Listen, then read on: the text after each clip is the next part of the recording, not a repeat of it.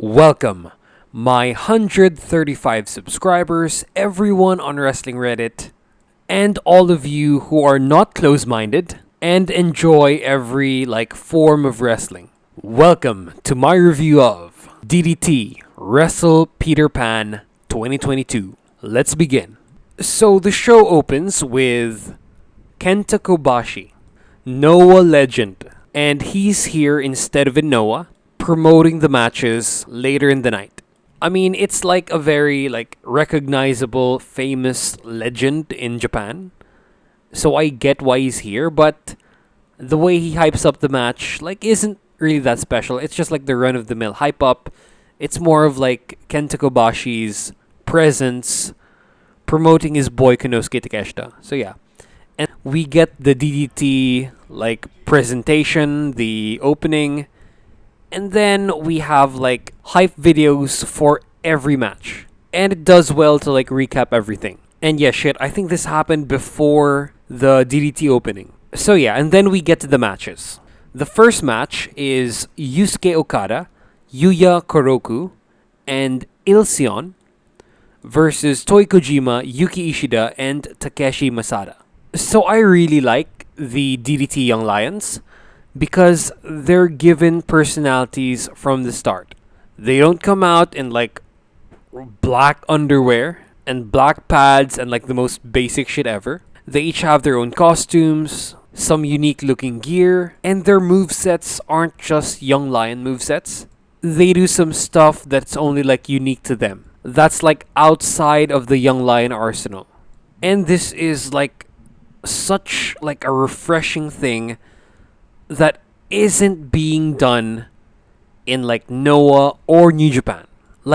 More on New Japan because it's super rigid over there. But yeah, the trade-off here is that DDT's Young Lions do not look the best. They don't look like stars right away, unlike in New Japan's. They look extra skinny. They look extra just normal dudes. Okada just looks fucking ugly. And you have the smallest sumo wrestler, but they go 100% in this match. And this makes me feel more than multi-man matches in New Japan and in Noah. I was gonna skip this since the show is 5 hours long. But in my opinion, after watching the match, don't. It's actually pretty entertaining. And as for the best performer of the match, it has to be Ishida. And then for the other team, it's Kuroku. Kuroku is the most solid wrestler of all of them.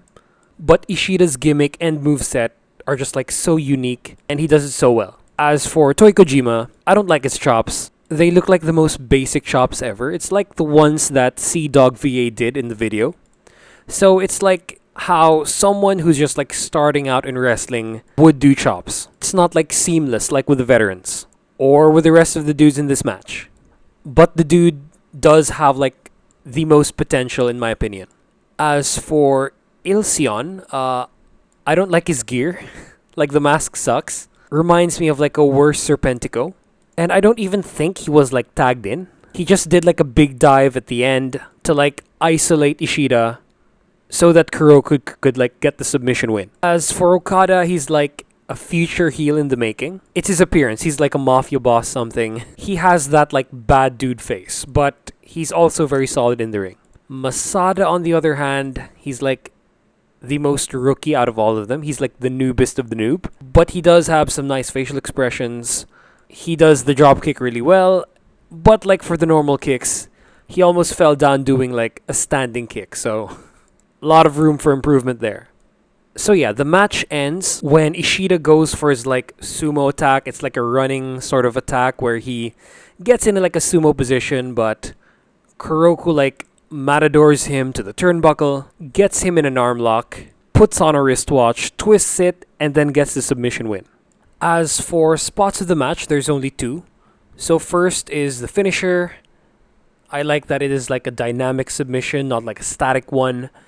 He does some twisting of the wrist to get the submission win. And then as for the top spot of the match, it's this sequence of moves that Ishida does, starting with eardrum clap, this fireman's carry, a sumo tackle, then ends it with a very below average looking spine buster after a terrible kick by Masada.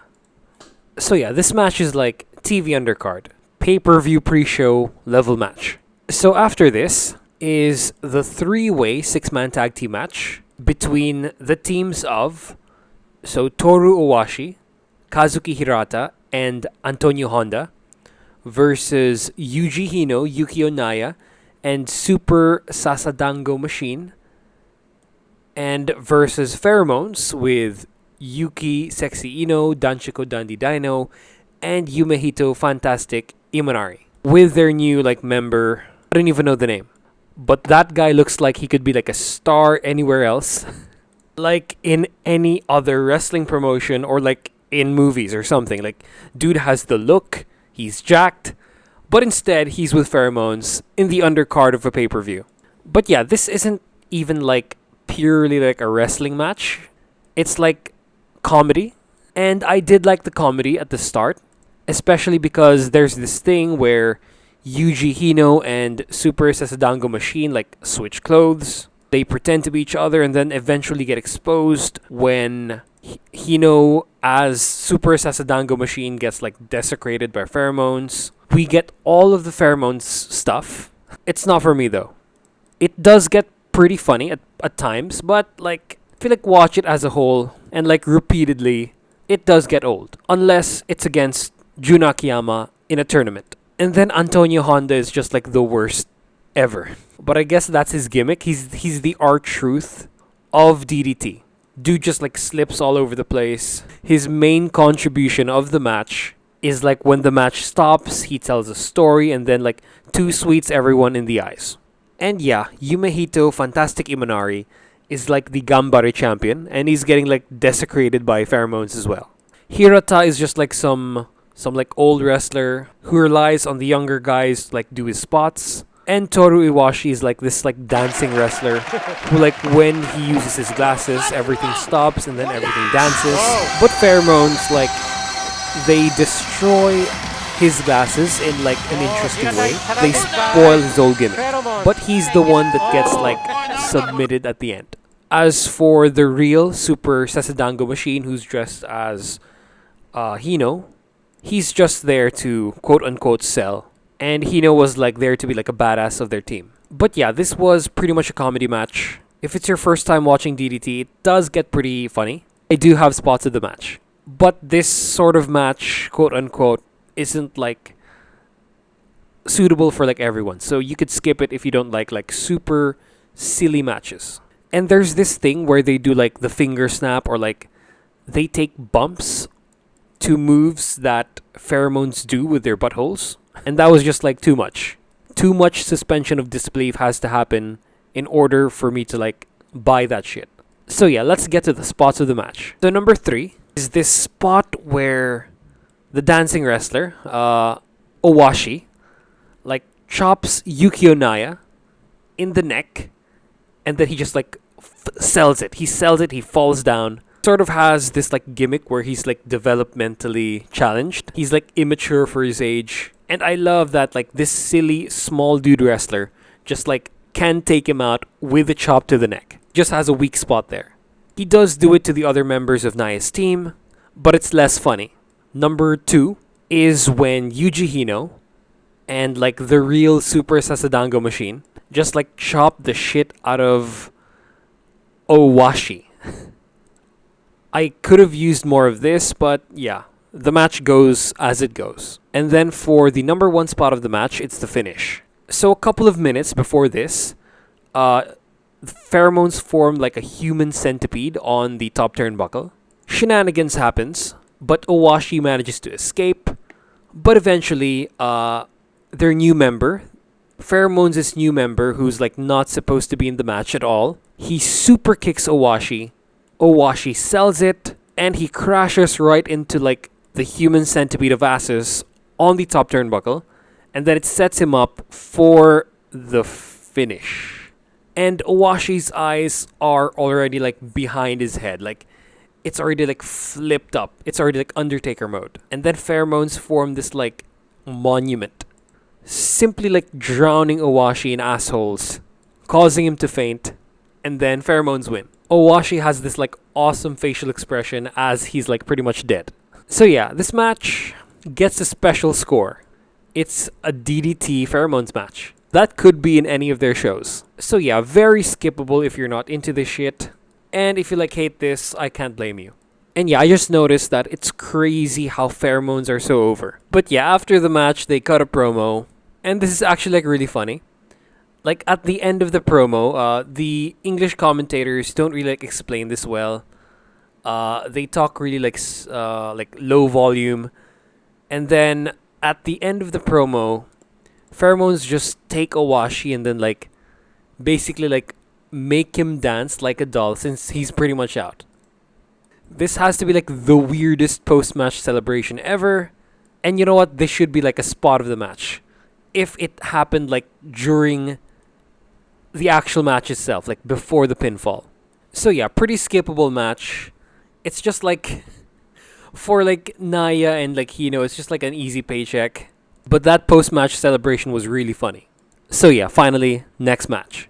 So after this is a 6-man tag team match between the teams of... So the first one to come out is like the team of Yukio Sakaguchi, Hideki Otani, and Harashima against Naomi Yoshimura, Kota Umeda, and Keisuke Okuda. And this is a bit weird since like Naomi Yoshimura is like a tag team champion along with Kazusada Higuchi, and he's this low in the card. And this match like starts really clunkily. Like they start fighting. I mean like the team of like Sakaguchi, Otani, and like Harashima, like they kick Yoshimura's team's ass. Like they like throw them out of the ring, and then Naomi Yoshimura is just like handing out his belt. It's like he doesn't give a shit if his like team wins or not.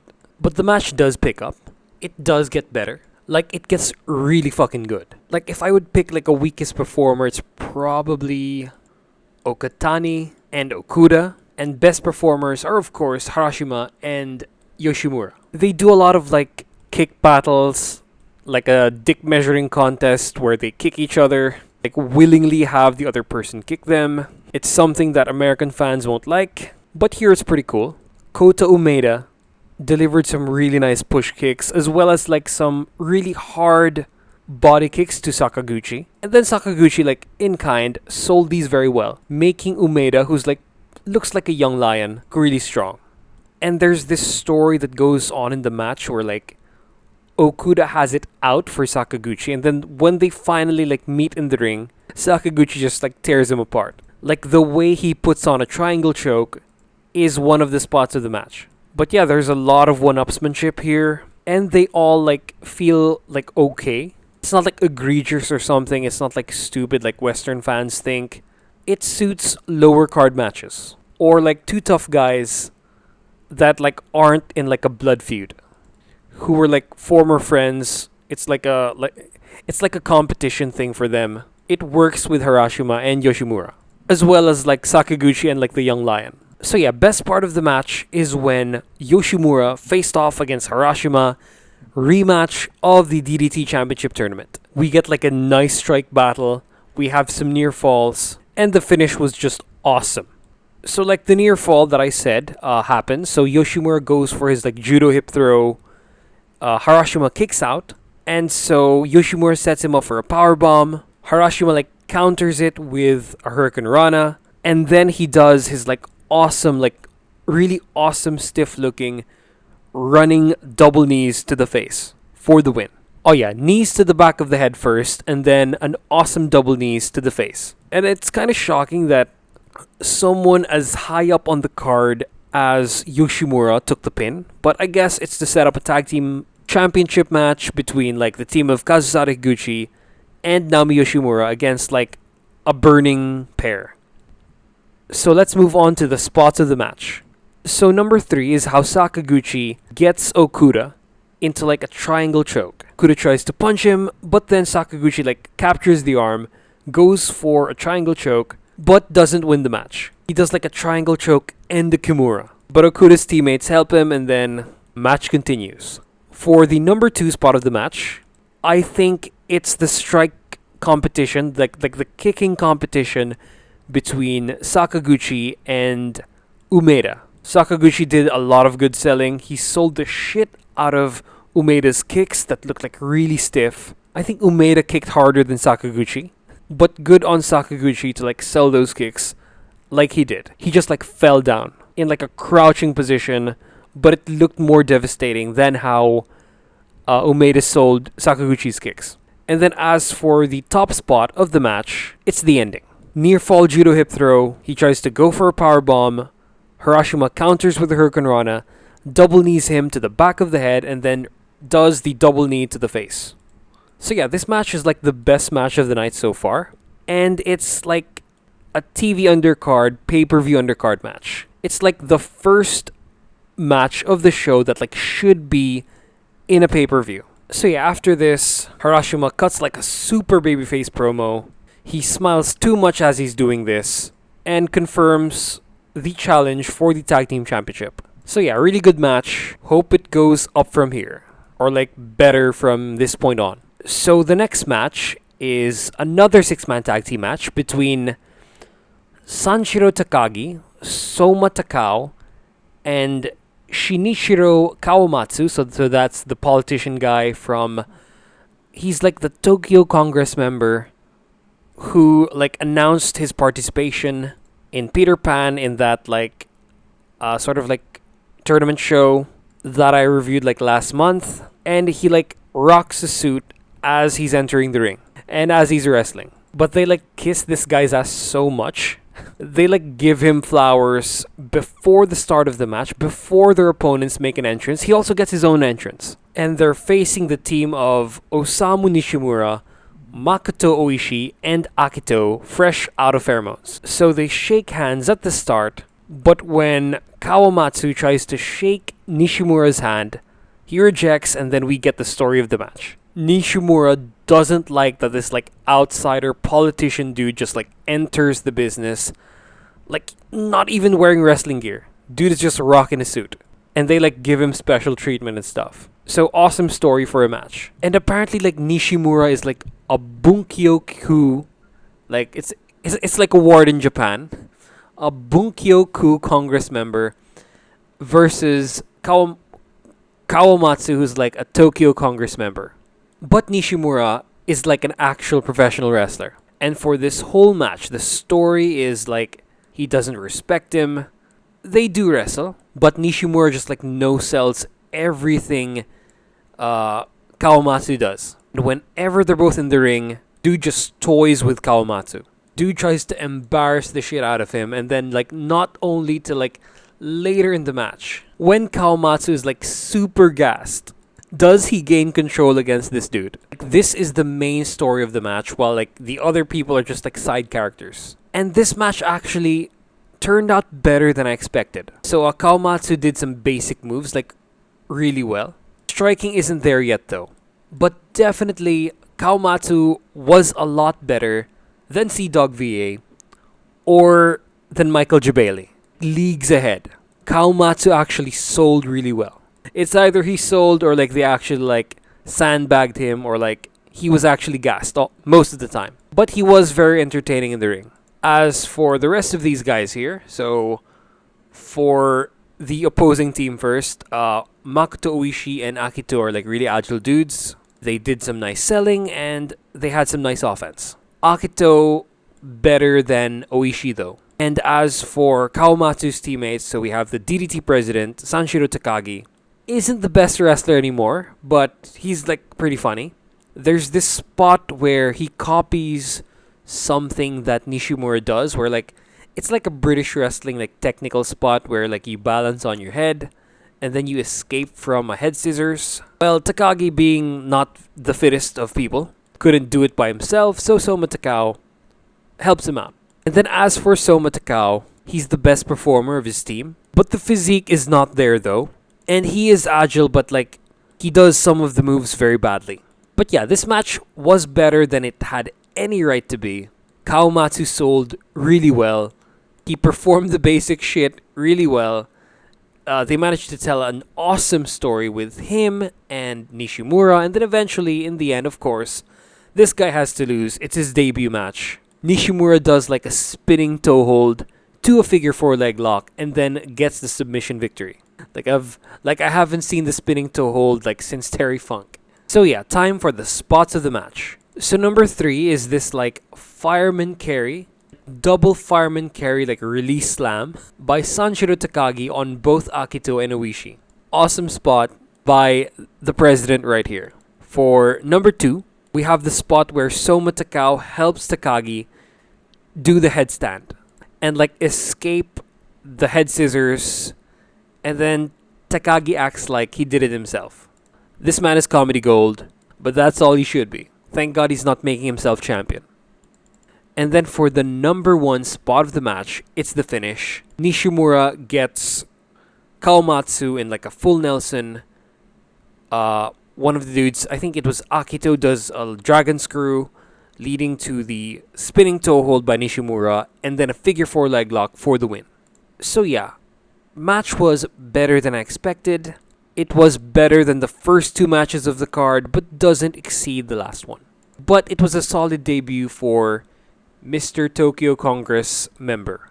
Like, people in other countries would cheer as the politician is getting destroyed. But here the fans were pretty respectful and cheered for Mr. Politician right here. So yeah, match is a TV undercard, pay-per-view undercard match. So after the match, they show respect, and then Kawamatsu announces that he will be wrestling more matches for DDT. So I guess good on him, and good on DDT for having like a politician, a really famous dude, like working for your promotion now. But yeah, it feels really weird that we get like post-match segments after every match in like a Japanese promotion. It's really weird. But yeah, this might be the promotion that does, oh my god, I'm gonna say it, the best storytelling out of every other promotion. Like the ones you can just pick up and watch and like not have to like know the history about the wrestlers. Like DDT is probably the easiest to follow. They play it out like an American promotion. They have backstage segments, and yeah, I guess that's DDT's strength against everyone else. So after this, we have like a debut announcement. New superstar. It's like a peacockish gimmick sort of wrestler. I don't know who this is. Let's just move on to the next match. So after this is Jun Akiyama and Saki Akai against Chris Brooks and Asuka. So for this match, the main characters are the women. The central story of the match revolves around them because Saki Akai has yet to defeat Asuka in a match.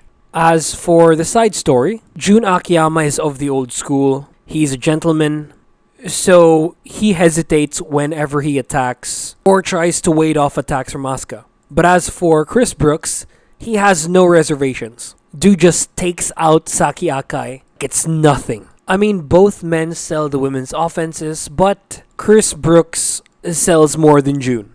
So Saki Akai is like this lanky lady. She's tall and super skinny, and like not as compact as Riho is, who is also skinny but not lanky. Like I felt like Saki Akai could like be snapped in half whenever. It was uncomfortable, but just a little bit. Her in-ring was really good. There was some awkwardness and some like unusual motions like the WWE Divas, but that's really unavoidable when you're this lanky. So the best part of the match was when the girls were in the ring. Asuka did some nice heel work, and they maintained a pretty moderate pace. Match didn't plod, they didn't botch, and selling was spot on. And I love like how Chris Brooks doesn't sell right away. There's obviously a power difference, but he does sell as he gets hit more. And we get this nice arm drag with a delayed like flip by Chris Brooks. So yeah, I think Saki Akai should like bulk up or like maybe fatten up a little bit. It might help with her move delivery as well as the selling. Because we just had Kylan King on Dynamite, and that one moves like the dudes do, without all the awkwardness that comes with like sexier built women's wrestlers. So then Jun Akiyama and Chris Brooks are both in the ring. They have a nice fun exchange. It's a bit evenly matched. And then Chris Brooks does this awesome like sit down senton while Jun Akiyama is like bent forward. Then this is also the time where Asuka like gets some good hits on Jun Akiyama like for the first time in the match, and she just has this like shit-eating grin. Such a heel. But then after Jun Akiyama like no sells a stiff slap by Asuka, he loses all reservations as well, and he lariats the shit out of her.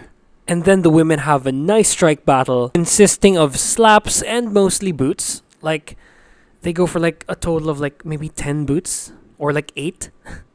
It's gotta hurt the legs. But this leads to an awesome sequence where Akai and Jun Akiyama both knee Asuka at the same time. And I honestly thought this was gonna be it, but Chris Brooks does a double foot stomp, and I almost thought like Saki Akai was broken in half because of how skinny she is. And then I like that she didn't get the win via help from Akiyama, since the win won't be completely hers. Like, she needs to actually beat Asuka with her own shit if like we're actually gonna count it as a win. And then for the finish, how she wins the match is a bit weird because Asuka gains control and then she goes for a moonsault, but it looks like it hits, but it also looked like she hit like directly the floor. Even if she landed on top of Saki Akai, it looked like Asuka hit the floor. And this led to another triangle choke and then the submission victory by Saki Akai. So yeah, this match was pretty good. It has a nice story behind it, honestly. But there was like some awkwardness with the women. Asuka was of course superior to Saki Akai. I like the clean win as her first win over Asuka, but I don't know what you're really building up to unless it's for a tag championship, because DDT doesn't have a women's championship. The roster is like integrated. So I don't know the end game for these two women are. They also don't work for the same Joshi promotion. I think Asuka works for Wave, while Akai works for Tokyo Joshi Pro. So yeah, but match was entertaining all the same. So let's get to the spots of the match. So spot number 3 is this power bomb from a triangle choke by Asuka. He just overpowers the shit out of the submission and then power bombs Akai on the floor. Number 2 spot is when Akiyama finally gets sick of Asuka's shit after getting slapped really stiffly, and then lariats her. And then for the number 1 spot of the match, it's this double knee by Akai and Akiyama that led to a nice near fall that I'm glad happened, because of course it would be better for Akai to win cleanly her first win over Asuka. So yeah, this match was alright. It doesn't like blow anything out of the water, but it was an interesting watch. And if you compare it to a Noah pay-per-view, things start to heat up at this point. Like at the halfway point, matches start getting better. Like they increase gear, and I don't think they increased much gear here. Honestly, I think the third match should have been put here instead. So after this, we have the DDT Extreme Championship match, a special hardcore match as it is dubbed, between Joey Janela and Shunma Katsumata. So I'm not the biggest Joey Janela fan. He was prominent at the start of AEW, but as time went on, I think everyone discovered how, like, one note he is. The dude just does one match type really well, and he's pretty average with any other match type. The guy is a hardcore specialist, but nothing really much else. So thankfully what we get here is a hardcore match. He is the current DDT Hardcore Champion, and he won this like a week before Peter Pan. So yeah, gotta give the title to the bigger star and have him fight another like pretty lower on the card dude. But he is part of like, I think is the main good guy faction. So the faction with Konosuke Takeshita, Mao, Yuki Ueno, Shunma Katsumata, and Toi Kojima. And Shunma Katsumata's appearance is a bit deceiving because he looks like the younger brother of the faction. He looks so young, but he's like the oldest. And he also doesn't look like he does hardcore matches. But for this one, he delivers. The match is basically a mess compared to other hardcore matches. There's a lot of no selling that I don't like. But if we take into consideration just like the spots they attempt, because that's pretty much the point of this match, the crazier the spot, the better. So if we just take into account like the spots that they go for, it's a really good hardcore match. The match goes on for like 17 to 18 minutes, and throughout this whole time, something important or crazy is happening. But I'm kind of against like having the Young Lions help set up the weapons that a wrestler is about to use. I think that's what you have faction members for. And Joey Janela, being a veteran of these types of matches, I believe should have like done most of the work himself. Dude had a lot of help. And what the hell is with these Japanese ladders? Or Japanese tables? They're so unstable. They're so hard to set up right. And it's fucking dumb. Come on, get some better ladders and tables. But yeah, first big thing that happens is Shunma Katsumata like takes the baseball bat with the Lego that he brought in and hits Janela as he's riding a bicycle. And I like it that he has to take it from backstage and that there is just like not just some random ass bicycle under the ring. There's some random ass stuff other than that. And it gets pretty crazy. After this, there's this like reverse DDT or like a reverse like 1916 that Finn Balor does. And then he hits it on Shunma on the apron, on the hardest part of the ring. Like this was the craziest non-hardcore spot. That could have been number one in like other matches if this was just like an ordinary match. But shit, they did it so early and I'm not used to it. And then Joey Janela sets up like this monument of like a table and then a board with barbed wire on it. And it makes sense that Shunma is on the ground because he just took like a 1916 to the apron. They have a struggle, but then when Shunma Katsumata tries to like do an outside dive, he lands right on the board of barbed wire and misses the table. He could have hit the tables on the way down, could have clipped himself. It would have been like a terrible fucking injury if he like clipped the back of his head on something. But instead he like hit right on the board.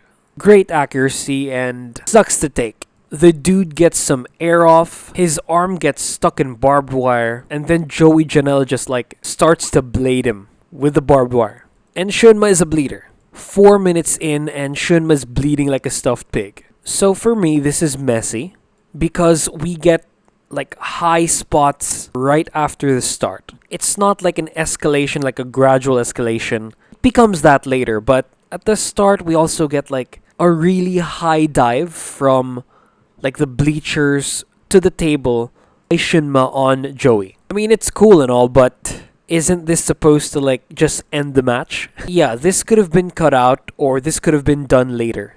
Then we get a spot where Shunma is just like hitting Joey Janela with these gimmick chairs. Janela no sells, and then we get an actual match in the ring. And then Joey Janela like no sells a Canadian Destroyer. Like a Canadian Destroyer from midair by Shunma Katsumata. And I like no selling, but this one here is just freaking ridiculous. And so after this, we get the most uncomfortable part of the match.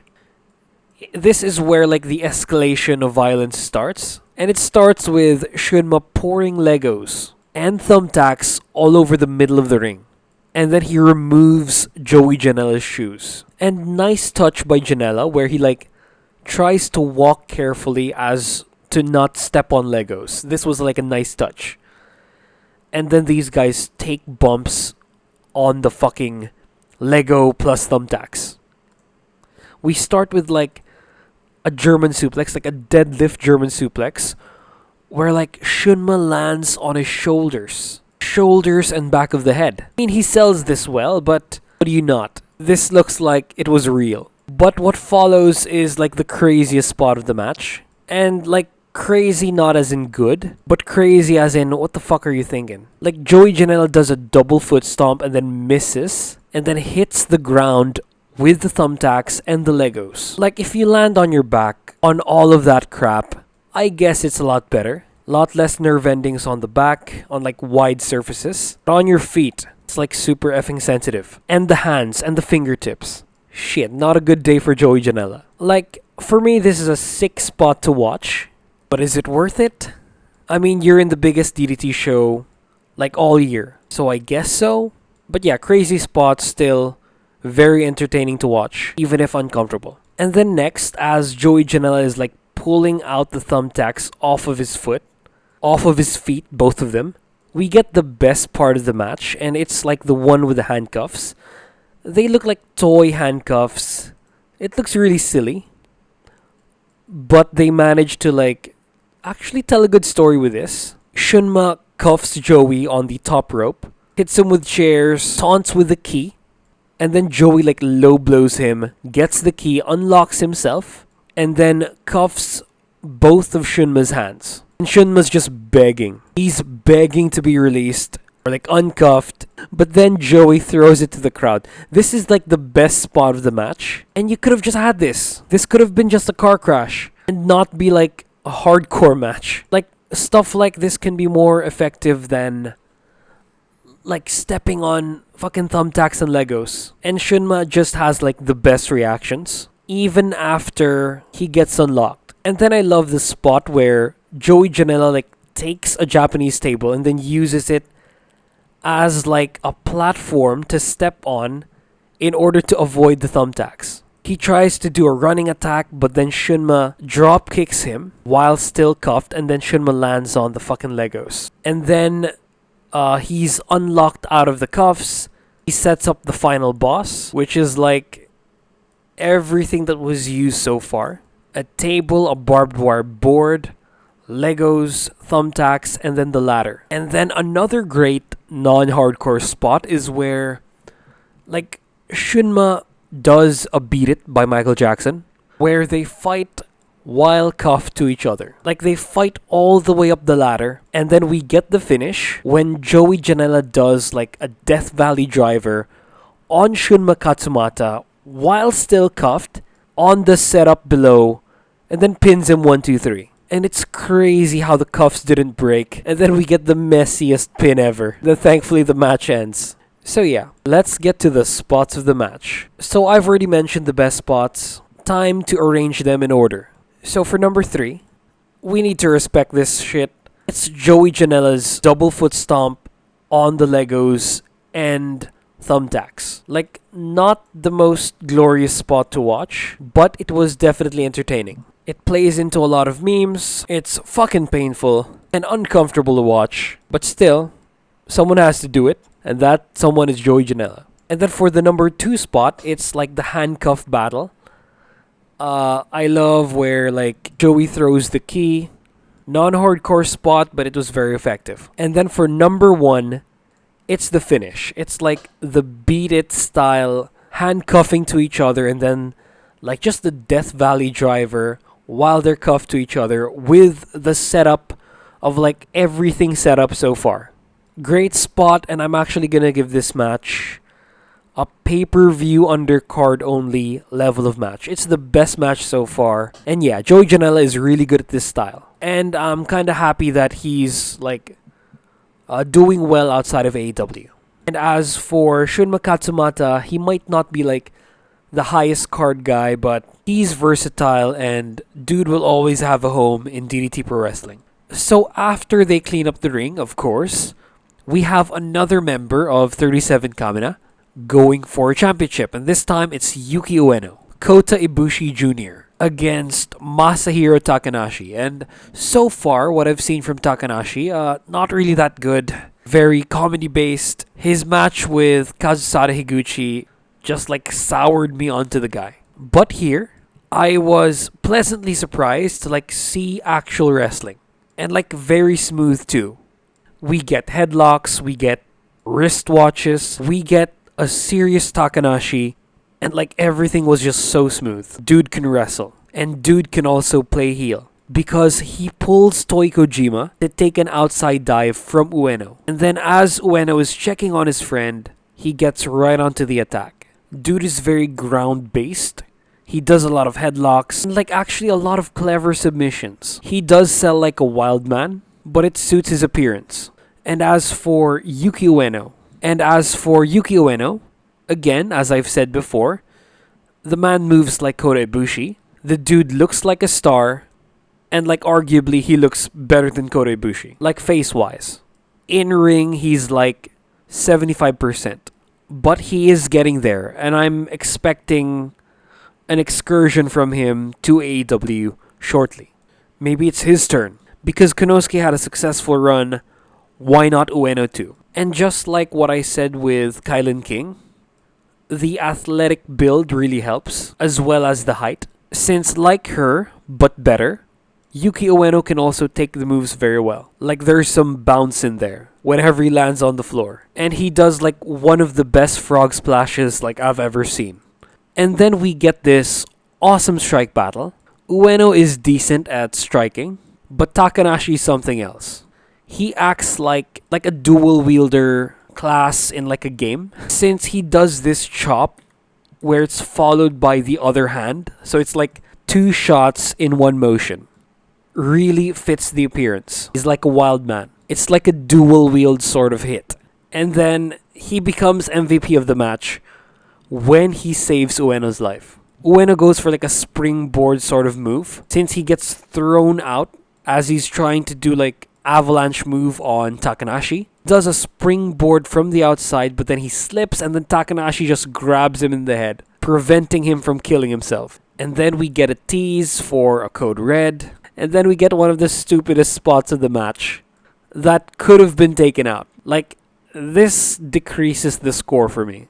Takanashi, after failing to do another like destroyer spot, he sets the ref up and then the ref does the destroyer on Ueno. Fucking stupid spot. Oh my god. But then he regains my support when he tries to go for another destroyer. Ueno catches him in like a dude buster position, and like the wild man that he is, he just like crawls on Ueno's body and then manages to like hit him with the best looking crucifix that I've ever seen. Awesomely sold by Ueno. And so after this, we get a nice set of counters. Like, it becomes a counter fest. We get some roll-ups. Takanashi tries to hit Ueno with his finisher, and I think that's the like sunset flip powerbomb. Ueno counters out of it. He like drops him on his head. Then he attempts his like reverse DDT finisher. Takanashi counters out of it. Ueno hits him with a dropkick and then finally hits him with the reverse DDT for the pin and for the win. Fucking great match. I love counterfests that lead to the ending.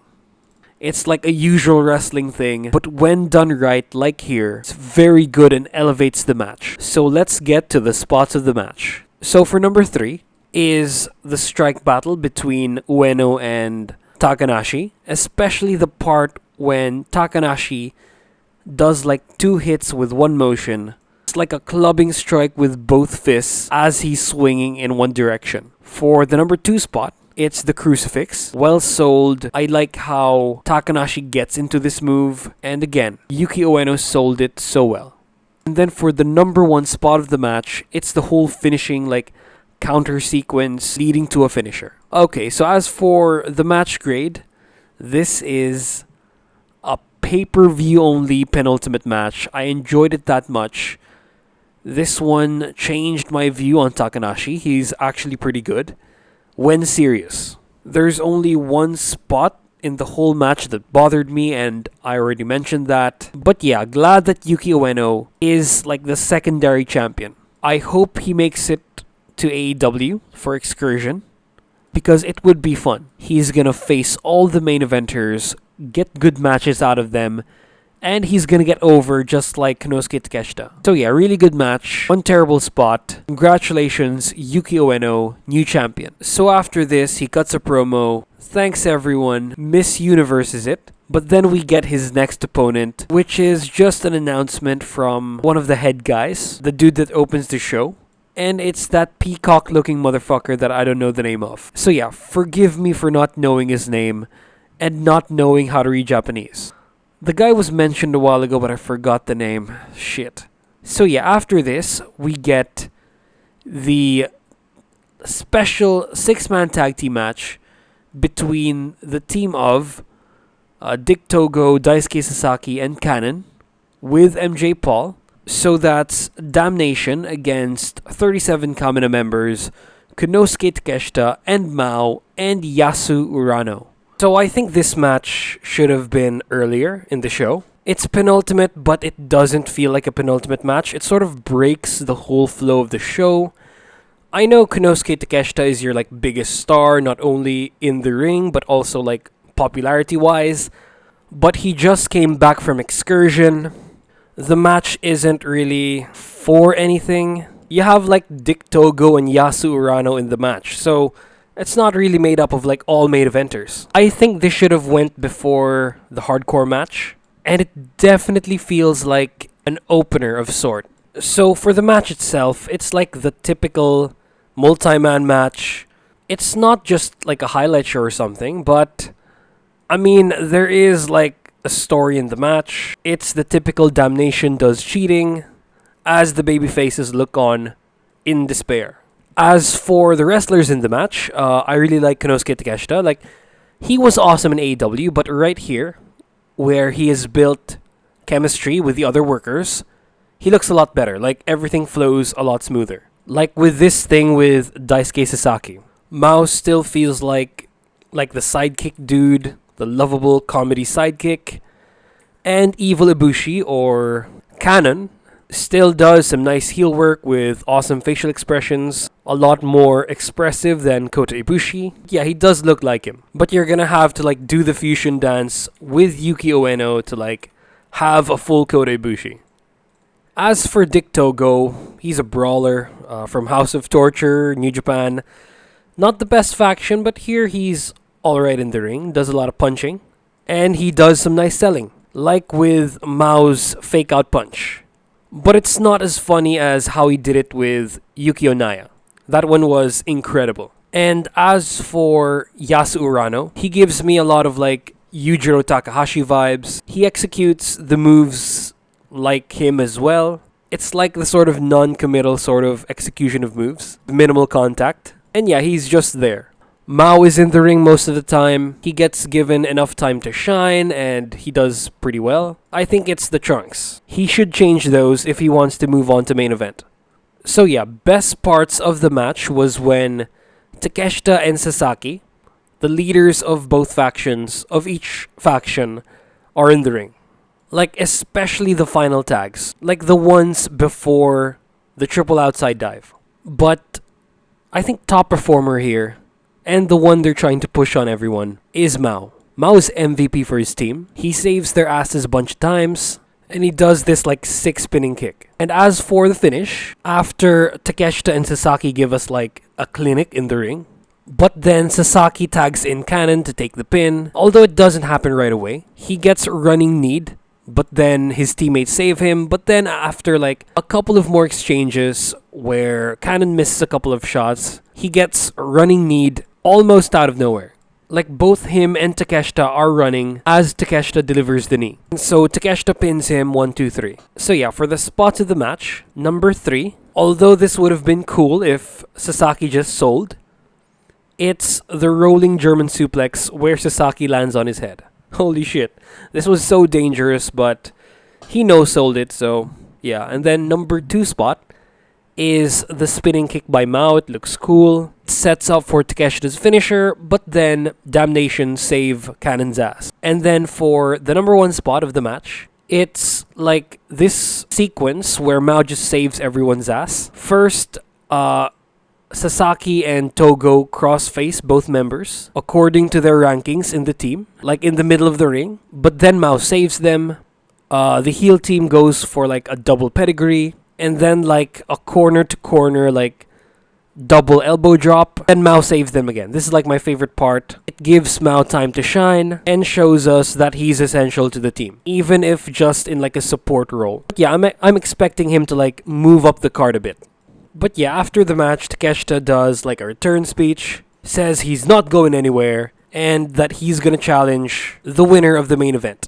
And as for the main event, it's the champion, Kazusada Higuchi, the king of DDT, open weight champion, and the former champion, Tetsuya Endo, who was knocked out by Katsuhiko Nakajima and made to look incredibly weak. And it's a dick move. But now he's back, and thank God we didn't get like a CM Punk John Moxley sort of situation. We actually get a full match. And shit, for the opening of the match, they go for like a fast-paced exchange. Like it's lightning quick. I know that Endo is like a high flyer, but Higuchi manages to like keep up as well. We also get a spot where he tries to like catch Endo from mid-air. He does, but then Endo escapes, leading to attempts for like the head claw. Then we get a standoff. So they slow down the match. It actually goes outside for a little bit. But here what happens is basically Kazusada, being the bigger dude, dominates the smaller dude, Tetsuya Endo. He does this with grapples and strikes, and Endo manages to catch a break only when Higuchi makes a mistake. And by break, I mean like a couple of seconds. But there is momentum there. Like it doesn't become one-sided anymore, but Higuchi is still in the driver's seat. And then we get this like pretty bad looking spot where Endo drop kicks Higuchi from like top, like while he's seated on the top turnbuckle. Drop kick doesn't look convincing, but the outside dive that comes after fucking does. Like he lands right on like a 90-degree Higuchi. They take a break outside the ring and then they make it back. Then we get this sort of like rugged series of reversals where it looks like one thing is happening, but then the other guy, Tetsuya Endo, counters Higuchi's counters, and they make it look so seamless. And then shit, we almost see Tetsuya Endo concuss himself. He goes for like a flipping move in the ring, and then he like kind of jumps a bit short. It looks like he's about to spike himself like 2 feet in front of Higuchi, but then Higuchi catches him and saves his life. And then Higuchi remembers he's trying to beat Endo, and then he just like claw slams him from the top turnbuckle to the apron and then to the floor. Sickest spot so far. And then we move on to the part of the Japanese wrestling match where they throw the fucking bombs. But like before we get there, we start with like a strike battle where they don't break the rules they set. For sure, Tetsuya Endo is the weaker dude. By weaker, I mean like in strength. So he never gets the upper hand in a strike battle against Higuchi.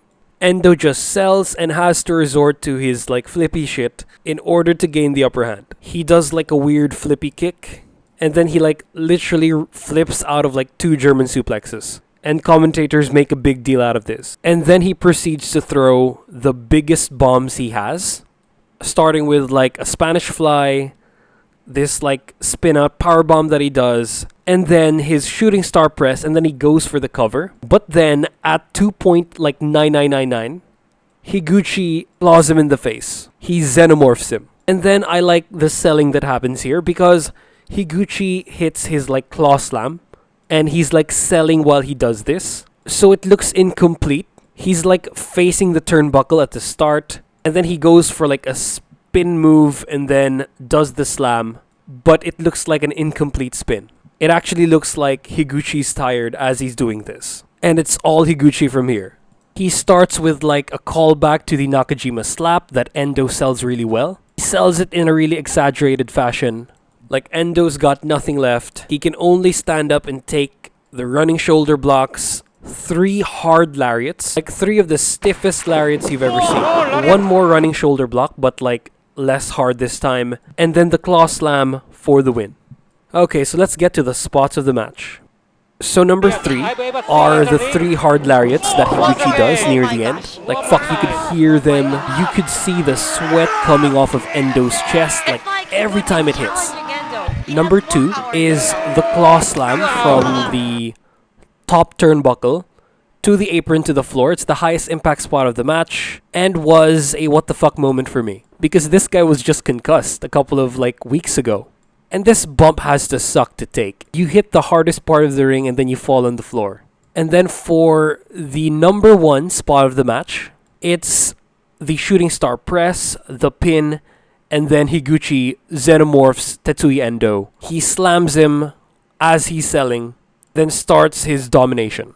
So shit, this match was really good. It was next level. It has elements of like American wrestling, the high-flying stuff that Endo does. I like that we see this in the main event scene here. Konosuke Takeshita does this as well, but not as often as Endo does. Just adds to like what you'll see in main event matches and makes them less predictable. Because I'm sensing that in Noah matches, you get only one style. It's just like stiff strikes, hard grapple moves, and maybe some submissions. Like even with their high flyers there, even with Kaito Kiyomiya, don't really get to see like Spanish flies, shooting star presses, things like that like even Tetsuya Naito does in New Japan. He does like the Stardust Splash. I haven't really seen that much in Noah, and I'm glad that I'm seeing it here. Like, DDT's match consistency isn't really there that much. Matches can be like fucking terrible here, but they have like a bigger ceiling in my opinion.